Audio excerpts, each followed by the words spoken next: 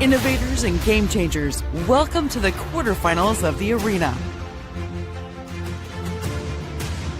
64 groundbreaking ideas, only one champion. Do you have what it takes to seize victory and propel yourself into the semifinals? Buckle up, because the journey to greatness starts right here, right now. With a prize of $10,000 within reach, the pressure is on to showcase your best idea. Today's focus: problem and solution, market and competition, core values and your big, hairy, audacious goal, and how you have validated your idea. 2 minutes and 30 seconds on the clock. 2 ideas entered, only 1 leaves. Let the battle begin. Welcome, everybody. It's Michael here again from the Arthur L. Irving Entrepreneurship Center at St. Mary's University. So excited to be back. We're here for the second matchup of the quarterfinals. If you were here an hour ago, you saw Alice as the first student to move through to the semifinals. We're going to find out who that second student is in just a minute. But first, let's introduce our judges for this round, helping make the decision. First up, she was here an hour ago, Irene Saliendra, the CEO of Fem Entity. Irene, welcome back to the second match of the day. We appreciate you being here. Again, Irene, tell them you've been through this in your own business.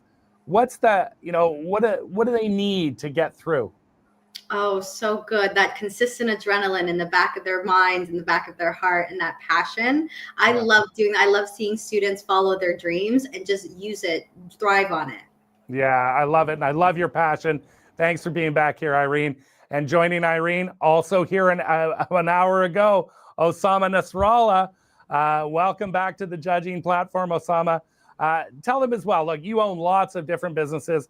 Tell them what it takes to be a successful entrepreneur, Osama.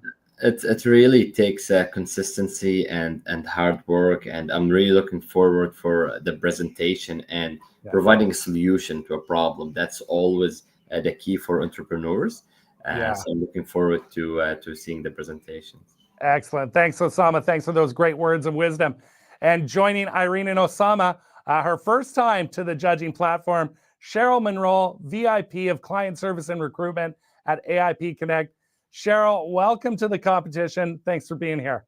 Thanks, Michael. I appreciate you having me on and inviting me for the first time. Excellent. And Cheryl, what are you looking for? What are you hoping to see in these matches? Well, to be honest, I would say as a recruiter, we not only help entrepreneurs find the talent to grow their business, but I'm meeting people every single day and really evaluating what makes people stand out and their ideas and their entire career. So really that uniqueness that makes their idea or them stand above and beyond the others in the competition. Awesome. Well, I know you're in for some 2 unique presentations coming up. So thanks for that, Cheryl. Thanks for joining us. All right, you've met our judges. Let's get to the 2 competitors. First up, we're going to have Arushi Tandon from the University of Alberta. Arushi, welcome to the quarterfinals. How you feeling? Hello, Michael. I am very honored and very excited to be here. Yeah, well, look, we're honored to have you. You've done great to this point. We're looking forward to your pitch, Arushi. Good luck. And joining Arushi in the quarterfinal competition is Jeremiah Phillips from Dalhousie University. Worked hard to get here, Jeremiah. How are you feeling? Feeling good, Michael. Just really excited to pitch, been hard at work and excited to see where this goes. Awesome. Well, we're excited to see your pitch. Thanks for being here, Jeremiah. So there you have it. We met our judges. We met our participants. Let's get to the competition. First up, we've got Arushi Tandon, the University of Alberta. She has 2 minutes and 30 seconds on the clock. Arushi, the stream is yours.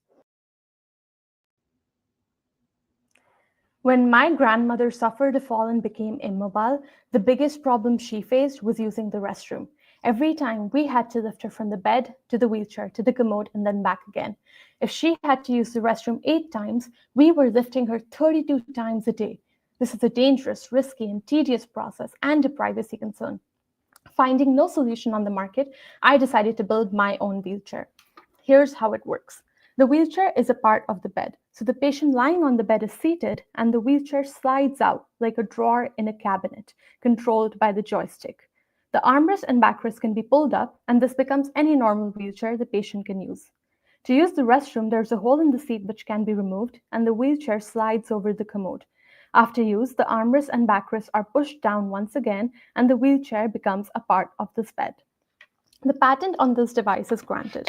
My company, Medcare Innovation's core value is to improve the quality of life of patients and caregivers by designing and developing such simple, effective, and affordable devices that fill the gaps in the healthcare system. Right now, 1 in 10 Canadians suffer from mobility issues, and 130 million people worldwide use a wheelchair. This is a $5 billion industry growing at a 7% rate. 20% of hospital patients require aid. My competitors are caregivers and machines. Right now, it takes 15 minutes per nurse to help a patient. This would also reduce the burden on understaffed hospitals. Any machines like medical cranes only make lifting easier but do not eliminate it. If these costs were optimized, a hospital could potentially hire 14 more nurses every year. My grandmother tested this prototype for years, and I have won various pitch competitions where independent judges have validated my company. This has also generated organic awareness, leading to buyers to reach out to me. I plan to launch a few prototypes into the Glenrose Rehabilitation Hospital and get further feedback from patients, nurses, and doctors. I will license my patents by entering into long-term strategic partnerships with companies like Stryker, Medtronic, and Baxter, who can integrate this tech into their mass market bed designs as a Class 1 medical device in their current deals with hospitals to capture this market. My big, hairy, audacious goal is to be a leader in biomedical devices, with over 100 of my patents licensed to companies. I already have my second patent granted. This wheelchair saved my grandmother's life, and I'll make sure it helps millions more. Thank you, Arushi. What a great presentation. Very clear to see how you made it to the quarterfinals. All right, next up, we've got Jeremiah from Dalhousie University. 2 minutes, 30 seconds on the clock. Jeremiah, the stream is yours. I've seen how the education system fails students because I lived it. My mom worked 2 jobs and we couldn't afford tutoring, so I had to figure things out myself, sacrificing extracurriculars for grades. Like half of students, I graduated without the real-world skills I actually needed. It's not just me. In a validation interview, the BC Ministry of Education told us one of the most pressing challenges is supporting neurodivergent learners. And for me, that hit home. My younger brother has autism, and I've seen firsthand how the system wasn't built for how he learns.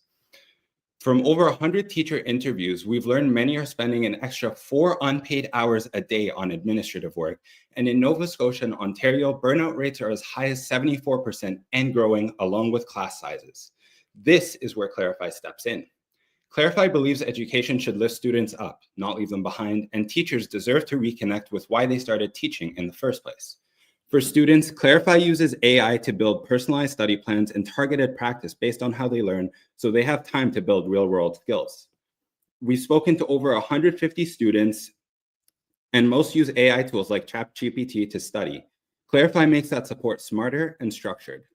For educators, we automate grading, lesson planning, and content creation, freeing up their time to do what they love, teach.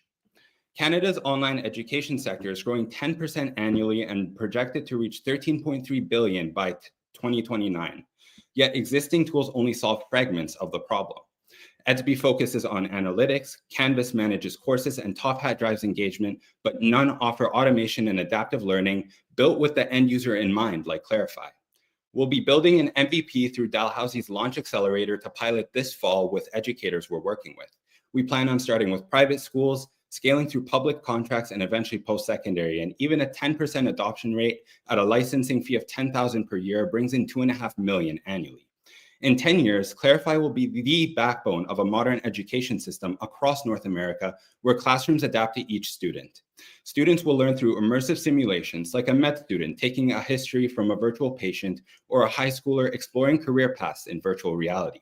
In 5 years, we aim to onboard 100 institutions, scaling revenue to $1 million annually. With interest from schools and government already, the time to act is now.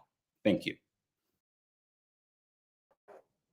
All right, Jeremiah, very easy to see how you made it to the quarterfinals as well.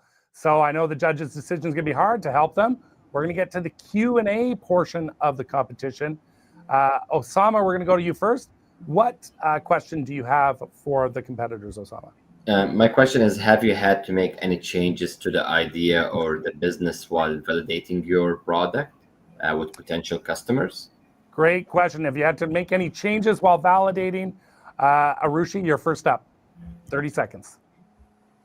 So I've made various changes to my prototype based on the feedback my grandmother gave me, as well as what my advisors at Johns Hopkins and University of Alberta provided me to make it more universal and tailored to the patients and hospitals.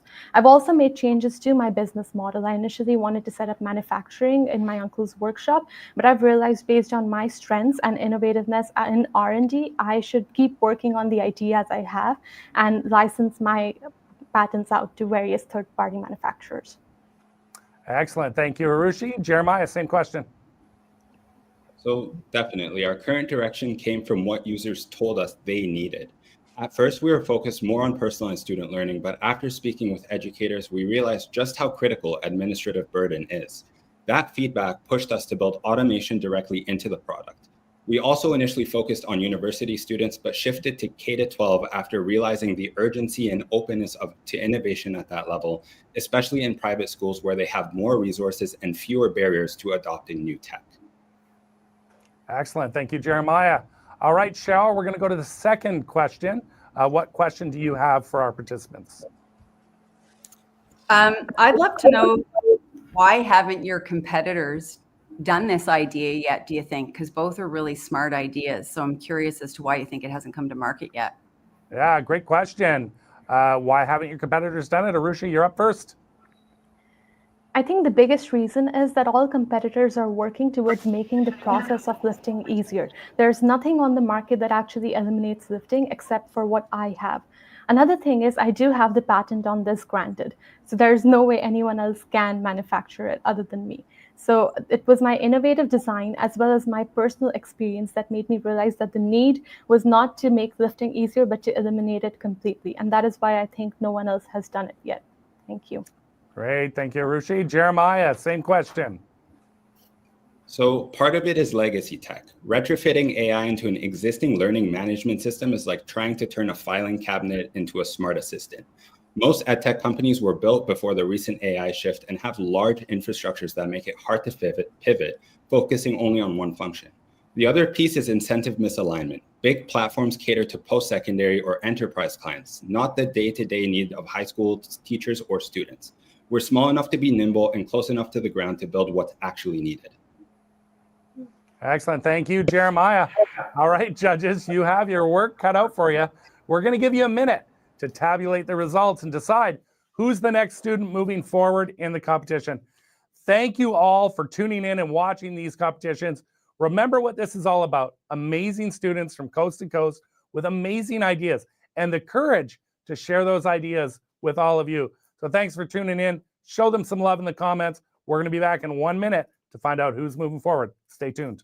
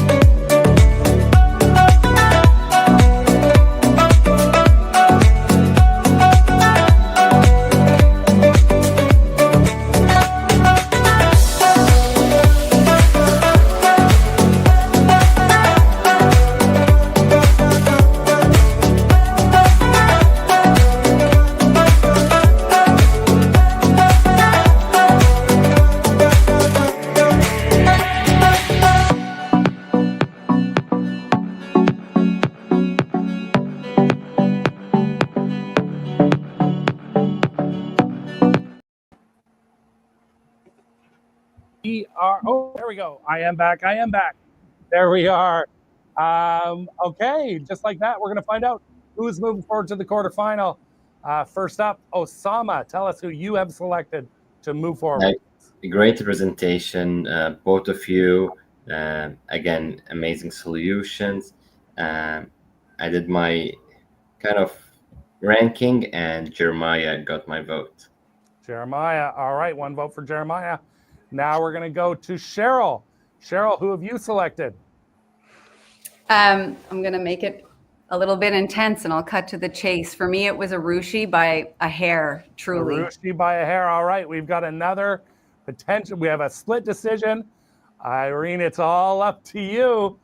Which of these two participants is moving forward? Whoever you've selected is off to the semifinals. It was truly such a difficult decision, and both of you have such brilliant ideas in your own industries. Please continue working on both of them because I think they're revolutionizing the space. But for this competition, I'm choosing Jeremy to move forward. You booked Jeremiah as well. Well, congratulations, Jeremiah. You've moved forward to the semifinals of the competition. So we will see you on Monday, where you try and earn your spot in the finals. So that's it, everyone. Thank you for tuning in, watching the second quarterfinal match. We're going to be back tomorrow with the final 2 quarterfinal matches, figuring out who's going to join Alice and Jeremiah in the finals. Until then, make sure you watch the videos that have gone by. Make sure you find these student businesses online and show them support. And a big shout out to all of our university partners. We have 38 different schools have students participating this year. We're so proud of that. Eventually, we want it to be 64. So if you're from a school out there that's not been participating, reach out and we'll get you signed up as a partner. And I look forward to seeing you all tomorrow. Find out what's next. Stay tuned.